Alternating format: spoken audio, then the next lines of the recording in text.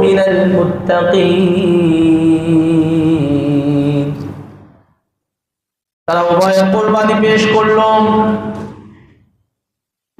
হাবিল ছিল ইনসাফের প্রতি, কাবিল ছিল তার মন চায় জিন্দেগির উপর।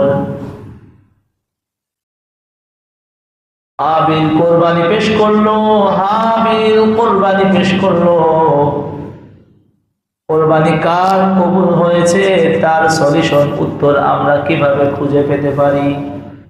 ওই সময় কোরবানির পশু, কোরবানি যেটা মানুষ করত, এই কোরবানির পশুর খাওয়া কোনো নিয়ম রীতি ছিল না।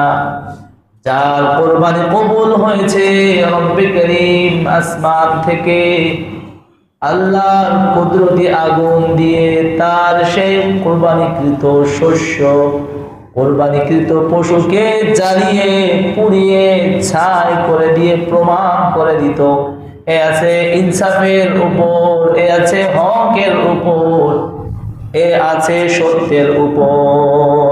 এভাবে কোরবানি পেশ করলো, হাবিলের কোরবানি কবুল হলো। আসমান থেকে আগুন আসলো, সেটাকে জ্বালিয়ে দিল, প্রমাণ হয়ে গেল হাবিল আছে সত্যের প্রতি, হাবিল আছে হকের পক্ষে, হাবিল আছে সত্যের পক্ষে। আল্লাহ কোরআনুল কারীমে এরপরে আয়াত নাযিল করেন, ইন্নামা ইয়াতাকাব্বালুল্লাহু মিনাল মুত্তাকিন।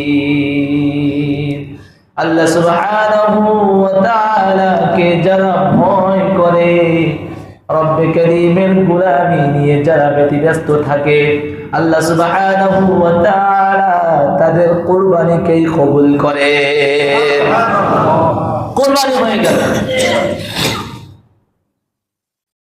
হাবিলের কুরবানি কবুল হয়ে গেল। আজ যদি সেই নিয়ম, সেই রীতি থাকতো, আমাদের মধ্যে বহু বড় মিয়া নেতা খেতা তাদের কোরবানির পশু জমিনের মধ্যে পড়ে থাকতো, মানুষ বুঝতো এই বারবার এই সম্পদের মধ্যে ভেজাল আছে, এই জন্যই তার কোরবানি কবুল হয় নাই। কথা বলেন ঠিক কিনা? কিন্তু রব আমাদের উপর বড় ইহসান করেছেন, দয়া করেছেন। হাবিলের কোরবানি কবুল হলো, আসমানি আগুন এসে তার কোরবানিকে জ্বালিয়ে দিল। কাবিলের কোরবানি জমিনেই পড়ে থাকলো। বোঝা গেল কাবিল আছে মিথ্যার সাথে, কাবিল আছে ইসলাম থেকে দূরে, এই জন্যই তার তা কবুল হয় নাই। সম্মানিত হাজিরিন, যদি ওই নীতি আজ থাকতো, আমাদের মধ্যে কত মানুষের কোরবানির পশু যে জমিনের মধ্যে পড়ে থাকতো, এটার কোনো ঠিক ঠিকানা ছিল না। কথা বলেন ঠিক কিনা? কারণ মানুষ যে পরিমাণ হারামের সাথে জড়িয়ে আছে, মানুষ যেই পরিমাণ সুদের সাথে জড়িত আছে, মানুষ যেই পরিমাণ স্ত্রীর সাথে জড়িয়ে আছে, না জানি তার কুরবানি কত বছর যাবত কবুলই হয় না। কথা বলেন ঠিক কিনা?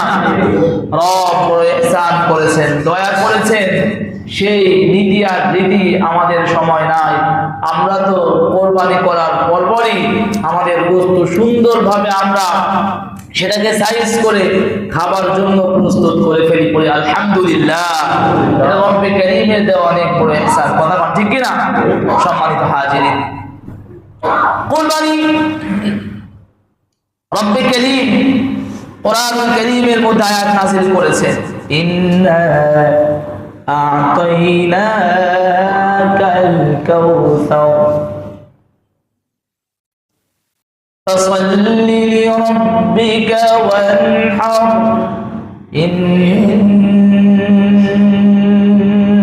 শানিআকা হুয়াল আবতার।